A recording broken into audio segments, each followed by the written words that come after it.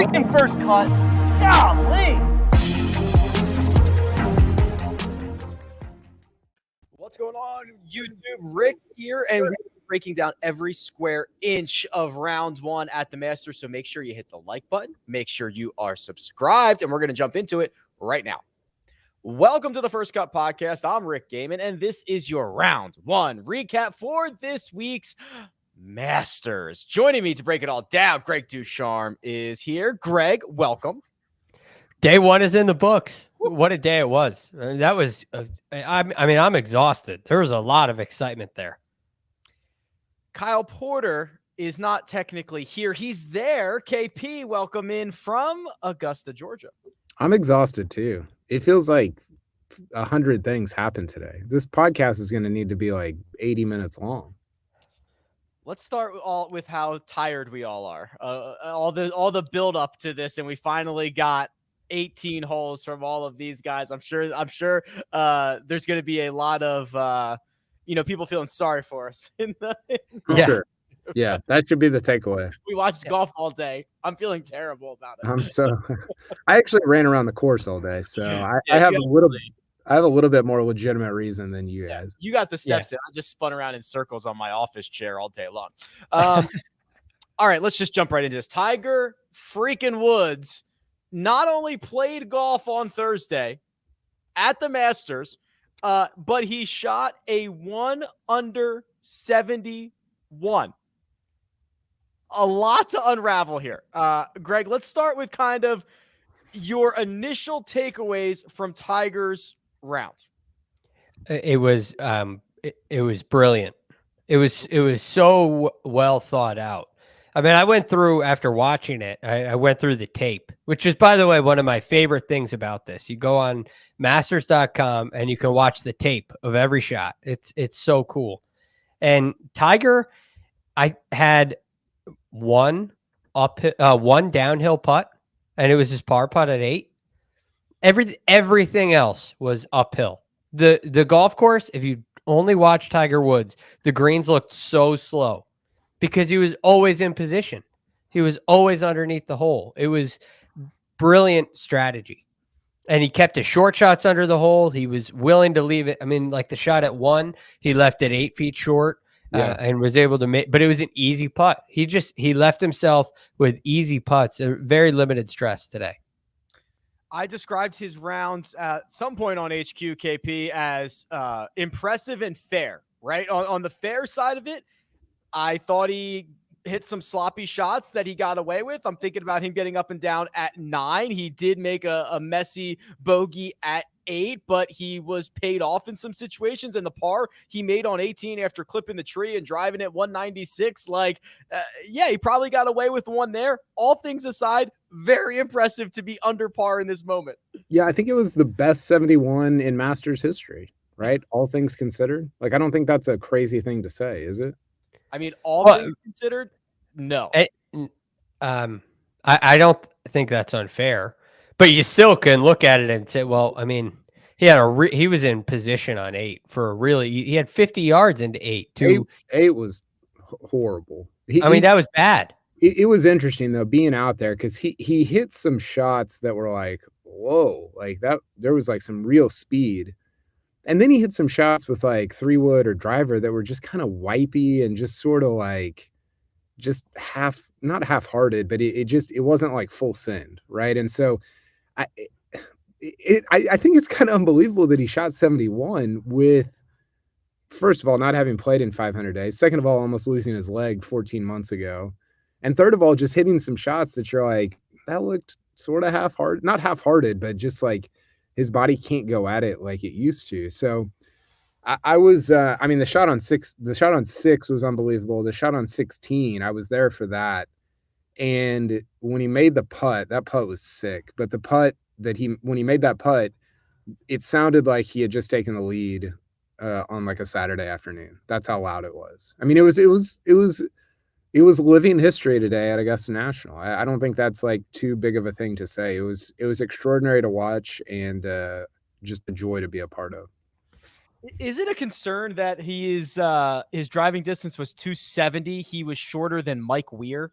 in round one, and he basically only drove it further than the old guys and Zach Johnson. I mean, obviously the average gets knocked down because of what happens on 18, but yeah, there was kind of a lot of wipey swipes with the driver. The driver was the worst part of it today. Yeah. Well, and he, I don't know if this came through on TV, but up close, he looked exhausted. Like, I don't know how he's going to do this for 4 days. I mean, he wasn't limping, but there was like a real hitch where you're like, oh, what's this going to look like on, Saturday afternoon or Sunday morning or whatever he makes it to. So I think there's a world, I hope we're not living in it, because it would be fun to see him contend, but I think there's a world in which this was like just his best day and he goes out and shoots like 74, 74, 75 or something. I don't want that to happen, but I think that's in play just because he's still rusty. The power is not like immense, and he's going to be exhausted by Sunday. I mean, he's going to be so tired based on how he looked on Thursday.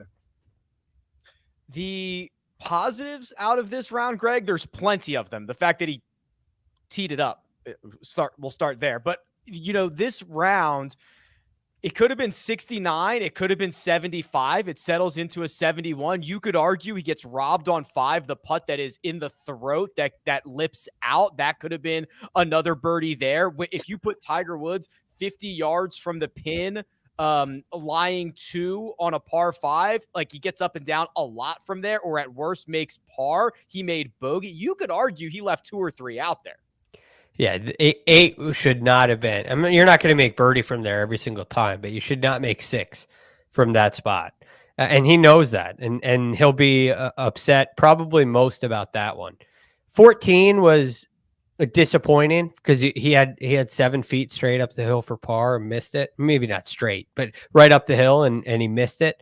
But at the same time, he had a terrible tee shot there and had to hit kind of a classic Tiger recovery shot to get it back to that position, which I thought was really well done. And that shot could have ended up, the second shot could have ended up a lot better. So yeah, a lot of ifs and coulds and woulds, but ultimately I think he did exactly what he needed to do. He made it pretty stress-free, and he waits for these. He's always done this, healthy or not. He waits for the opportunity when he's going to get a putt to go. 16. Now, the thing that I'm really watching for is in his past, he's always been in these middle 2 rounds. He's really been able to get in Masters that he's won. He's been able to get really hot and really get on a roll and make his way up the leaderboard. Those are the days where he seems to make his charge. And I wonder tomorrow with the conditions, especially playing in the afternoon, he's teeing off at 1:30. Just after 1:30, and the wind's going to be at near 20 miles an hour at that point. So it's going to be a very challenging start for him. And I don't see a run coming in there. Hopefully he can keep this round manageable like he did today and avoid those stressful situations. But at the same time, everybody's going to have to play in those conditions, and maybe those conditions benefit him, and maybe the run isn't necessary. Maybe he can hang around and let some of the leaders come back to him. The look ahead, KP, and we've talked about this kind of all week, and I know you and I probably still feel the same way. It's going to get harder for Tiger physically, right? He's probably still in an ice bath right now. He does get the long break till his afternoon tee time. I mean, you were out there. It looks kind of electric, right? I mean, what part of can he get like 3 rounds of adrenaline out of this thing with the crowd carrying him the rest of the way? Yeah, I just think the weekend's going to be hard. Like, yeah. I think he can get another. I think today was like the true adrenaline day. But again, I mean, we were kind of joking about this, but I think it might have been real. It looked like he was using his driver as like a cane at some point. And again, like, I'm not like, the dude showing up is remarkable. I'm not disparaging him. I'm just telling you like what I saw on the course. And so I just, it would be a miracle if he contended on Sunday, not based on the way he hit it today, but based on just physically being able to do this for 72 holes. It would be miraculous. It really would. I think I said this on HQ. It felt like he turned a 75 into a 71 today. Like if Rory or Xander or Zalatoris hits it like Tiger did today, that's a 75. It's probably 78, honestly. And I actually disagree with Greg about it being stress-free. I thought it was kind of stressful at times because he was a little bit all over the place. And maybe you mean just leaving the ball below the hole and kind of the approach shots, which I do agree with. But I worry about how the next 3 days are going to go with his body. And I do mean, that is what I mean, Kyle. There were all very slow chip shots when he missed greens, right? He hit 9 greens, and the up and down opportunities that he had were very not very easy but they were as easy as it gets around here because he left himself in those positions. And it's like the 1-at-1 is not easy, but it's a lot easier than where Justin Thomas left it, right along over the green. And if you compare those 2 rounds, Tiger played a golf course with really slow greens. Justin Thomas on nearly half the holes had the fastest shot you could to that whole location. And so the stress level goes way up when you're out of position at Augusta National, and he kept it at least manageable. And I think that's where I get my stress-free take from. Yeah. By the way, the 973rd ranked player in the world beat 8 of the top 10 today at the Masters. Also, I love that we are all like ready for the pomp and circumstance. Kyle, Tiger is on the first tee and he is about to hit this shot that the entire world is waiting for. He hits a wipey fade like 265 yards and he's disgusted. Like there is just like nothing in this guy's body that does not just want to win and destroy everyone else. I thought he was going to drop an F-bomb. He was like this close. Yeah. Amazing all this time, and he actually put it in a pretty decent spot. It was like disgusted by it. How about the turtle? How about the shirt? Oh, so good. Something else. So that's a statement.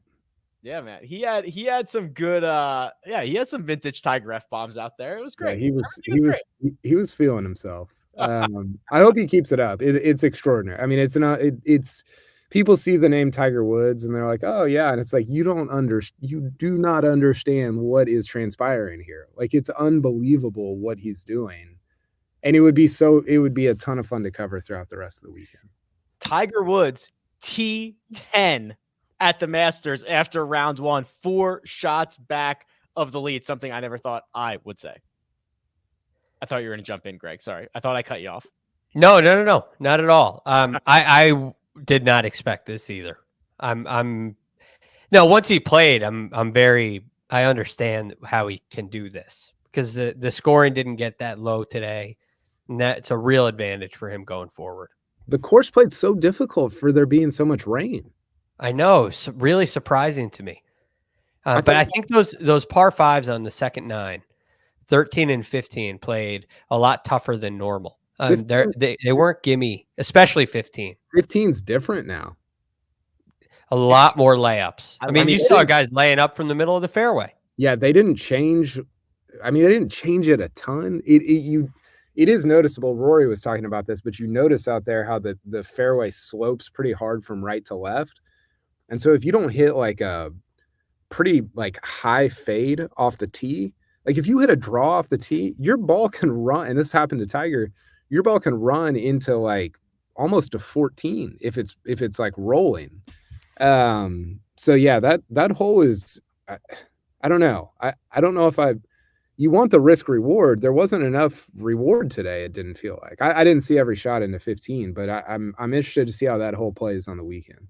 I do think through time you'll see that hole play differently to condition. I think it played today as long as it could because it's it was into the wind and it was really soft. And I think those two things, you didn't see a lot of roll there, which is partly by design, but when you reduce that wind, I think you'll see more guys going for it in 2. Yeah.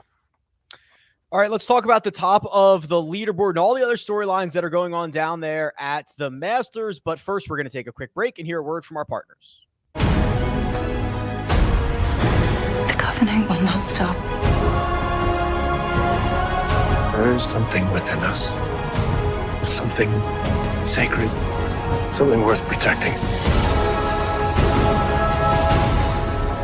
Silver Team, on me.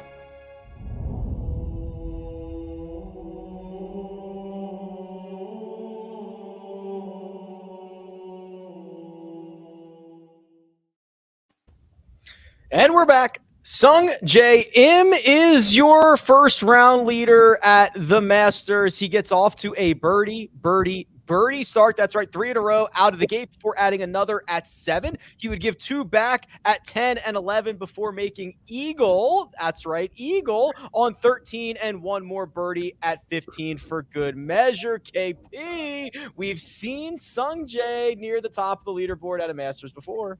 We have. This is a 2020 leaderboard redux. Yes. DJ, Cam Smith, and Sungjae. I've got mixed feelings about Sungjae. I mean, he's obviously played well here before. That was a different course. That was a very different Masters, and he didn't have a ton of form coming in. But I like him as a player. I think the most interesting part of this first round for me is it was a reminder. Justin Ray had the stat that he's like the 4th youngest first round leader ever at the Masters. And at first I was like, wait, what? But Sungjae's he's younger than Zalatoris by like a lot. I think he's younger than Hovland. It was just a reminder of how young he actually is. Cause I think of him as being, for whatever reason, being a little bit older than that. So yeah, I'm excited about it. He's obviously he's not as fun as his dad was at the par 3 contest on Wednesday, but he's a fun player to watch, and I think he would be a really cool story if he was in it until Sunday evening. Yeah, that would be. I'm not going to get ahead of myself. That would be fun. It would be really cool if Sungjae was involved on Sunday. And Greg, he putted the lights out, but he gained across the board. And we've seen this with Sungjae. Kyle's right. The form was not great coming in. He kind of gets in these little mini slumps where sometimes he'll lose strokes on approach or lose strokes off the tee for 3 or 4 straight starts. And then he'll just like flip a switch. And I don't know what it is. And I never see it coming, but this is kind of normal for him to go through these kind of mini slumps and then break out a bit. Yeah, and again, I'm not necessarily surprised because he has it in him, and you never know what that drive down Magnolia Lane is going to do for a player. There are some players where it really just benefits them, but in some ways, I thought this golf course reminded me of the November Masters. You just add in the wind. Yeah. It was very receptive out there. There wasn't a lot of roll, and so I'm not surprised to see that. What was the word you used? The replay of that Masters in a way. Yeah.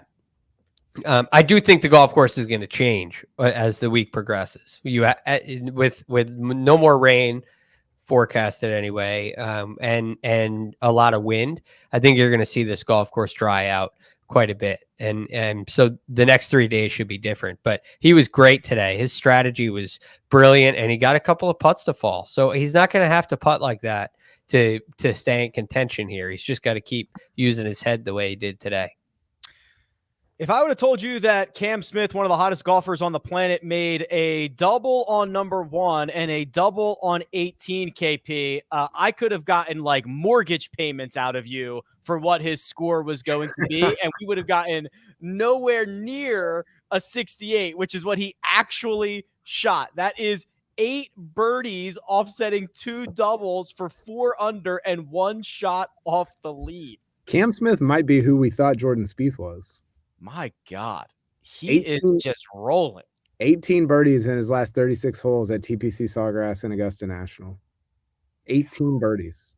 He made 10 in the final round at TPC Sawgrass, 8 in this round at Augusta National. He and I said this, I think, on Tuesday. His game, like if you just look at his game, it doesn't scream Augusta National, right?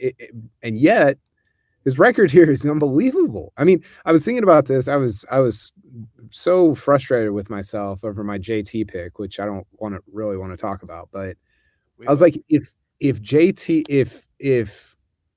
had the results that Cam Smith had coming in, like if Cam Smith was Justin Thomas and not Cam Smith, I would have just pounded that, right? Like I would have just played him every way that imaginable. But because it's Cam Smith and you're like, I don't know, is he great? Like we for whatever reason we've got this thing with like guys who are our guys or that are names or that are generationally great or whatever. And Cam Smith just continues to prove it wrong. He's been unbelievable this year, and I regret not like touting him and picking him more than I did. Well, he's kind of the bizarro modern golfer, Greg. Like we talk about this all the time. The most successful players, OWGR, FedEx Cup points, just strokes gained total, usually do it with the gains coming primarily in the ball striking categories. Cam Smith does not. He's kind of this little short game specialist who just gets the ball inside the cup. Now, he was phenomenal on approach today. He had his best approach rounds ever, but like he just puts the ball in the cup in a different way than everybody else does. He has definitely made some big improvements with his iron play. I think for the year, he's top 10 in strokes gained approach, which is a big deal. But I understand your point completely. But here's the thing that Cam Smith has that not a lot of people do. He's the best at something. He's the best putter right now on the PGA Tour. And when you have an area that you excel in, and it happens to be a hot putter, that works for everybody. There are a lot of guys who are not great ball strikers who have great weeks because they putt well, but he putts well every week. And he is a really good ball striker as well, at least with his irons this year. He can get wild off the tee. And that's what you worry about with him coming down the stretch. And it really, I mean, he was wild off the tee at the Players too, at least on 18. He can hit some snap hooks, which most of these top 10 guys have figured out how to avoid that shot. It's in his game still. But his ability to scramble, his ability to score, his ability to make birdies comes from really good iron play. Maybe the best. He's right up there with the best wedge players on tour. And I do believe he's the best putter on tour right now. Joaquin. Go ahead, KP. Real quick, the only two guys under par that lost more than a stroke off the tee on Thursday were Cam and Tiger. Wow. Okay. I believe that. Yeah. Cause Tiger gained in all the three other categories, and Cam Smith, that makes sense. Interesting. Okay. Joaquin Niemann gained plenty off the tee. In fact, he was the second longest driver of the day, gents. Cam Champ number 1, Rory McIlroy number 3, Joaquin Niemann number 2. KP, this round's highlighted by the hole-out eagle that he made on 9, but he hit a lot of really creative drives. I'm not sure how much you were able to see of it, but like he works the ball a lot of different ways, and it was a very creative 69 out there. Yeah, he's going to be super interesting because if it gets windy, his ball, I mean, he still hits it so low, and so it doesn't. You kind of look at it and you're like, can that work at Augusta? Like that low, like kind of burger-esque ball flight.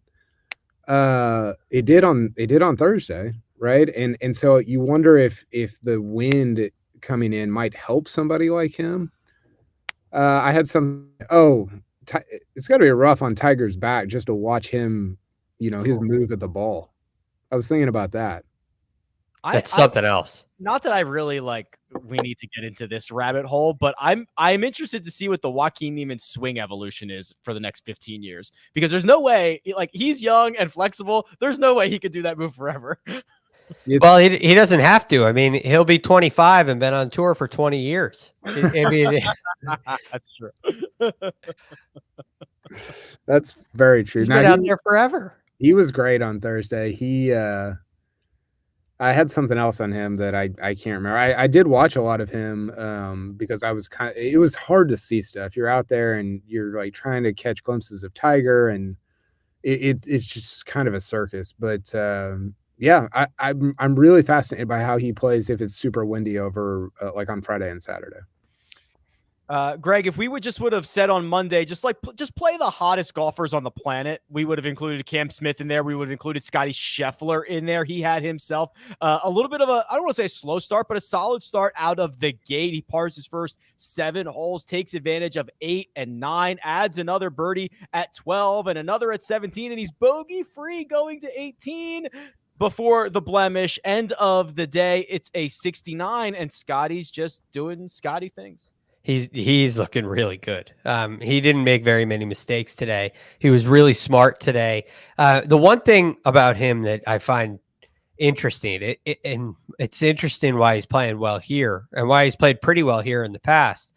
But I wonder if this is going to hold him back. He has a hard time on some of those tee shots where you really got to hook it. It looks so forced when he tries to hook it. The tee shot at 13 looks like it's so hard for him. He's a little bit of an open face player, really high arm flow, and it's really an anti-left swing. But on some of those shots, it looks very forced. So I'm very curious to see if one of those dogleg left holes plays a pivotal role for Scotty. But the rest of his game looks so solid. He was fun to watch today. Scotty has kind of low key has Xander Schauffele's career over the last year. That can't be true. What do you mean? What do you explain that? Well, Xander has 4 PGA Tour wins. Scotty's got 3, and they're all better than Xander's, right? Scotty's are all big boy events. Well, I guess Xander won HSBC champions in the Tour Championship and Tournament of Champions. Those are all pretty good, but Scotty's were I bet the strength of field was better in Scheffler's. Yeah. And then he's got 6 top 20s at majors in his last 6 starts, which is kind of what Xander has. Xander's been good in majors, but it's really just these numbers that, nerds like us throw out there of top 10s and top 50, whatever. And so it's, I think we think about those guys, or at least I think about Xander being better because he's done it for longer. But Scheffler's better than somebody like Xander Schauffele. I just don't know that we've fully thought about it in that way yet. It feels it's weird. If Scotty had 3 runner-up finishes instead of 3 wins, I feel like people would be talking about him more this week and being like, he's knocking on the door. Here it comes. But this is when you win this much this quickly, it's just a heater, which for some reason people discount. A heater is not a great thing to be on. It's so bizarre how we wins in 5 starts. Yeah, no, I agree. I don't think anybody in the field benefited more from Tiger playing than Scotty. The world, he was completely under the radar. And the questions, I think, if Tiger wasn't playing would have been so different. Maybe it's just the way he handles it, but he was the guy I thought would have the greatest advantage from it. Rory's pressure is so internalized to me. That's my opinion on this tournament. It's hard for him because of the pressure he puts on himself, not everybody else. Where with Scotty, I thought people could really, the media could really add to the pressure he felt. And with Tiger being there, I think a lot of that got taken away. Last notable here, then we'll get to some of the guys that did not play as well. Notable at the top of the leaderboard, Dustin Johnson goes out, shoots a 69. Similar story to Scotty Scheffler. 4 birdies on the card by the time he got to number 10, and his late blemish came at 17 KP. But DJ, you called it earlier, near the top of the leaderboard, shaping up like a 2020 leaderboard. Yeah, I got to be honest. I didn't see a ton of his round. I was riding Tiger at that point. This course, what Bryson said about it, 3 years ago, I don't know if that's actually true for Bryson, but it feels true for DJ that it's a par 68 or a par 67 or whatever Bryson said. And I don't know, maybe producer Jacob can pull up his scorecard. I don't know what he did on the par 5s. I actually think he parred 13. I think I did see that. He birdied 2. He made par on 8. He parred 13 and 15. Okay, so he did his damage elsewhere. I thought it was instructive that Rory talked about DJ at the beginning of this week, that at a place like Augusta, he played with them in 2020 in the first 2 rounds, and he said he doesn't do anything that wows you, at least, and I thought that, somebody was talking, I think Colt Knost was talking about this on the broadcast today with Tiger, that he's the most conservative golfer you'll ever play with. And I don't think people think of Tiger like that or think of DJ like that. But at a place like Augusta, when you know where the misses are, to be conservative is to preserve strokes, is to preserve your score. And you got to take some chances at some point, but to pick your spots takes a ton of discipline, takes a ton of maturity, and I think DJ has gotten really good at that over the course of his career.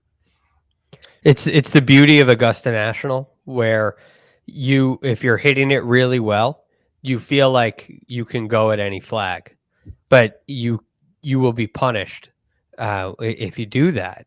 And DJ has a great way of hitting it really well and still playing the right shot at the right time. Like I have his tape up on the shot he played into 11, and it was just the perfect shot. And the greens are receptive. You could have tried to get it a little closer to that flag, but he has the discipline and the patience to know when to go and when to play the right shot. I think he does a really good job of that. Gentlemen, we got to talk about some underperformers here. And there's quite a few of them, and some of them are our one and done selections, which is a little bit unfortunate. Let's start with Brooks Koepka here, KP, because healthy Brooksy went out in 34, 2 under, and I was licking my chops. He bogeys every single hole of Amen Corner, adds 2 more on 17 and 18, comes in 41. That is not necessarily a sight that you see from Brooks Koepka at a major championship very often. Yeah, it felt like he was lurking. I kind of picked him up on 10 and he was 2 under. And then he just I don't know. I didn't, again, I was riding Tiger, so I didn't see a lot of his second 9. It didn't seem very good. I mean, I think one of y'all called it soft before we came on. I don't know which one it was. Don't say which one of us it was, though. Keep our anonymity, please. Again, Tiger beat Brooks by 4. I don't know if that's good for Tiger or embarrassing for this is disappointing, right? Because you've got it right there in front of you. You don't have to shoot 65, but to not shoot 72 after going out in 34, to not shoot 71, something like that. That is a disappointment from Brooks Koepka on the second 9. Another similar disappointment for Justin Thomas, Greg. 4 over, 1 shot worse than Brooks Koepka. That's a 76. Makes bogey out of the gate. He got it back at number 3. Kind of just alternated birdies and bogeys until he made a couple of late bogeys at the end. Just really never had any momentum going. Lost over 2 strokes on approach, which is very bizarro JT. He's got a little bit of work to do if he wants to play the weekend. A lot of bit of work to do on a tough day tomorrow. This was the hardest round of 76 I remember seeing from a player like this. I mean, he was out of position all day long. I mean, I count, he left himself with a really fast shot into these greens on 1, 2, 4, 5, 6. It looked, something crazy happened on 6. I think he had a sprinkler head. So I give him a pass on that. 9, 10, and 18. He was on the wrong side of the hole on all of those holes. That's, if you take 6 out of it, that's 7 of the holes. There aren't enough birdies out there to recover from that. So it was extremely stressful. It was extremely difficult. And I think it's the example of a guy who's feeling good enough and maybe wants to push the envelope a little bit, and you get punished. And then it multiplies because you're behind the 8 ball and you want to try to make up for it. Cam Smith got into a place where after he chipped in on 5, he was able to start playing the right shot. He settled down and he started to play the golf course the way it asked to be played. I felt like JT was constantly chasing his start, and that was really disappointing. And that's how you end up with 76. Well, to go back to Rory's quote about discipline and patience, I think it's hard for JT to be disciplined and patient, right? It's this place is so alluring, and it draws you into shots that you have. Somebody like JT he has every shot, but that you probably shouldn't hit, right? That especially in round 1, exactly. Maybe you shouldn't go for. You know how many guys were worse than him on approach shots, Rick? Couldn't have been too many. 6.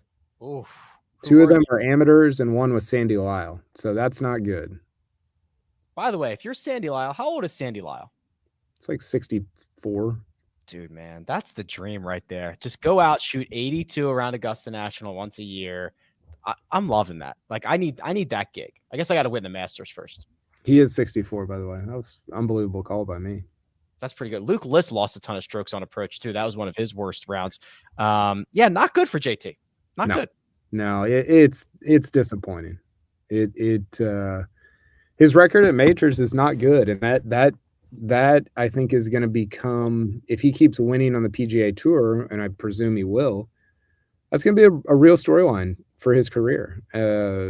It's one round, and he might win the U.S. Open and the PGA. I have no idea, but if this continues, that's going to be it'll be problematic about just kind of the way we discuss his career. I got 3 more left, Greg. Spieth, Rahm, or McIlroy? Who do you want? I want Rory, so you take one of the other two. Spieth or Rahm? Okay. How about Spieth? Jordan Spieth, a little bit better than Justin Thomas and Brooks Koepka, a 2 over 74. The putter continues to be an issue, Greg, because he lost about a stroke, a little bit less than that, with the flat stick, gained on approach, sprayed it a bit off the tee. Just never really had much going today. No, it was he's got to be so disappointed with this round. Even though he sprayed it off the tee, he really could have put up a respectable score and been a factor in this tournament if he just made a couple of short putts. I mean, he missed at least 3 very makeable putts. And it felt like there was a little momentum brewing. He made a great stroke on 15. He made a great birdie there from after hitting that hybrid on 15, short right over by the bunker, just over the water. He pitches it up there. He leaves himself a putt with a little bit of meat on it, and he makes it. It was a great stroke. And then he gets on 16 and hits a great shot in there and leaves it low, which just wipes away all your momentum.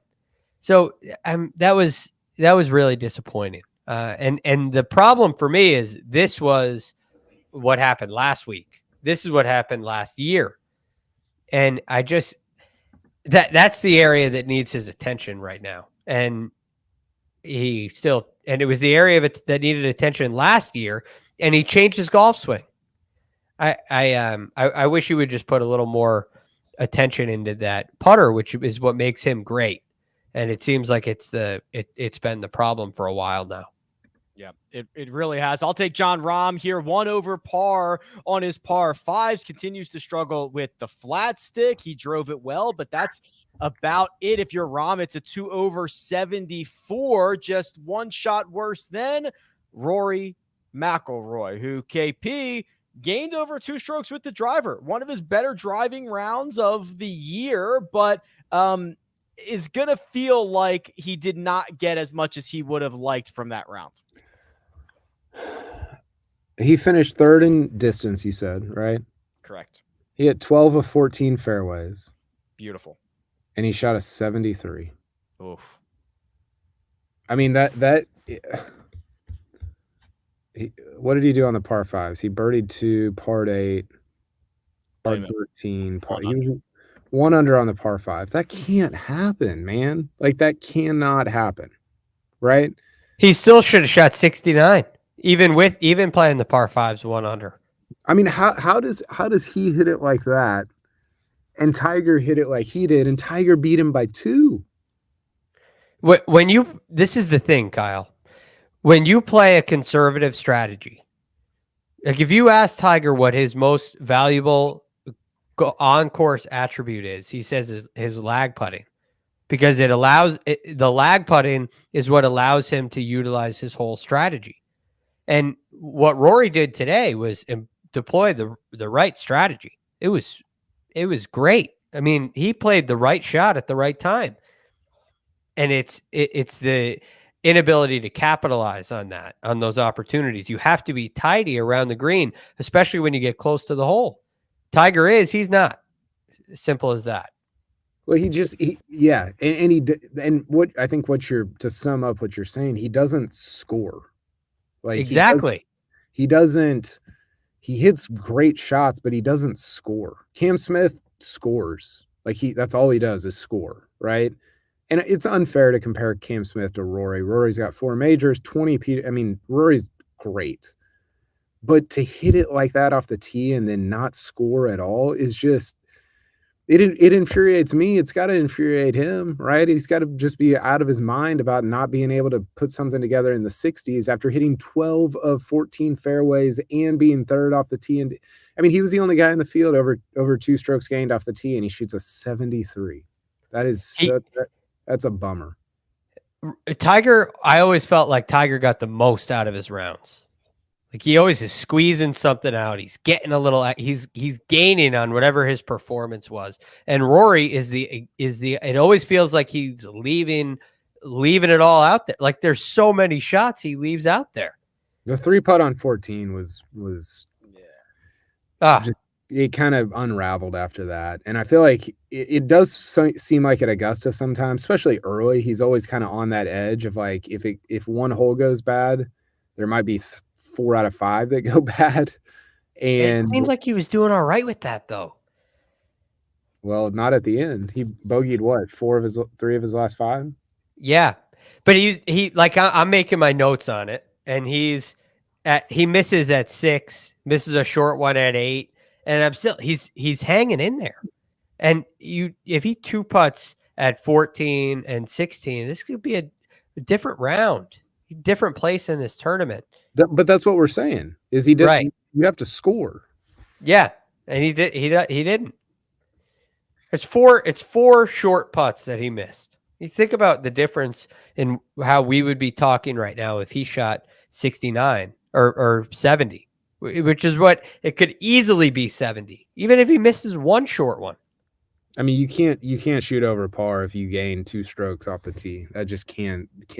I mean, I guess if you're Cam Champ, it can, because he doesn't have the game that Rory has from, iron play and stuff. But that can't happen if you're Rory or JT or DJ or anybody like that. All right, gentlemen, one final thing to do. We're going to look at the odds board, and we're going to figure out who's going to win this golf tournament. We're just going to decide right now on a Thursday night. But first, we're going to take a quick break and hear a word from our partners.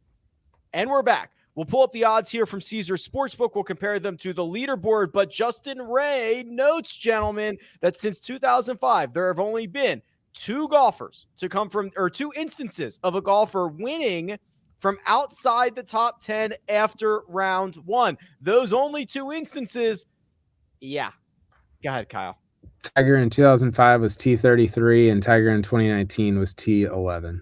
2 Tiger victories. Now, the good news for Tiger, he doesn't have to add a 3rd instance to this list because he is indeed in the top 10. There are 18 golfers T10 or better. Those are the 18 that are going to win. Maybe not. We'll see. But according to our friends over at Caesar Sportsbook, Greg, it is Cam Smith who is the favorite. He is plus 550, 1 shot back of Sungjae Im. Dustin Johnson, who is 2 shots back, is 6-1. Scotty Scheffler, 2 shots back, 7-1. And our leader, Sungjae himself, 9-1. That's the top of the board. I can't take my eyes off of Dustin Johnson. The round he played today was beautiful. Producer Jacob, we need Yeah, we need that one. All right, put it on the soundboard. This was phenomenal. He played better than anybody else today, I think. He didn't make the putts that Sungjae made. And that's what it comes down to. But he had all the opportunities. And when the conditions get tough this weekend, looking at that board, Will Zalatoris was pretty impressive too. I'll just say that. I was really impressed with him. But when the conditions get tough and this turns into, this is not going to be easy the next 3 days. And DJ is the guy I trust the most. If you were a glutton for punishment, if you just were an anarchist, KP, and you just wanted to see the world burn, Jason Kokrak is 3 back, 60-1, 3 wins in the last 18 months or so. Maybe he wins this one and just bolts off to Saudi Arabia. Could you imagine? He's 60-1 right now. Yeah, 60-1 right now. I mean, there's just so many big names. He's 60-1. How is Rahm still 30? Didn't he shoot like a 75? Yeah, I mean, they're not sure. I mean, these Caesars is not trying to predict the outcome. They're trying to cover their butts. Yeah. Hatton, by the way, Hatton's right there at 55-1. He's even par, led the field in tee to green on Thursday. Lost 3.5 strokes putting. Go back up, producer Jacob. What's Scheffler at? Scheffler's way up the board. 7. Oh, I don't like that. I do love it. I think one of the top 3 guys might win though. Top 3 on the odds board or top 3 on the leaderboard? On the odds. Cam, so Smith, DJ, or Scotty. Yeah. Cantlay at 12, I think is the only, and maybe this shouldn't scare me away, but he hasn't played very well in majors. He held the lead here in 2019 on Sunday. So I think that's not nothing. I think the best bets there are probably Cantlay and Niemann at 12 and 16. I agree with that. Niemann might be a problem. Yeah. I hope he is. I love him. I think it'd be great. That'd be really cool. I think this golf course is going to change so much over the weekend. And you may get a flip here, but I mean, Zalatoris, where is he? I think he's a good number 2. I know he's only at 1 under, but he looked really good today. And I probably like him more than I like Niemann. Cantlay is a wild card because he can roll it. And I mean, is he going to get? He could get hot, but I don't know. I think in these kind of conditions, a Dustin Johnson and a Will Zalatoris they look really good. Are people still betting Tiger at 35-1? Tiger and Rory are the same odds right now. Tiger, Rory, Morikawa, all 35-1. Wow. Tiger, I'll just double down on it. He's not going to win this golf tournament. He like, it sounds like I'm being like sour grapes, but I saw what I saw. Like he's going to be cooked by Sunday. And it's just going to be really hard for him to keep up. All right. Well, we will see what the wind has in store for us on Friday and what the golfers have in store for us on Friday. And we'll be back after the final putt drops to break it all down. But for now, let me give a big thanks to producer Jacob. Does all the hard work behind the scenes. That right there, Greg DuCharme. You can find him on Twitter at @TheRealGFD, and Kyle Porter you can find at Kyle Porter CBS. You can find me at Rick Run Good. This has been The First Cut, and we'll catch you next time.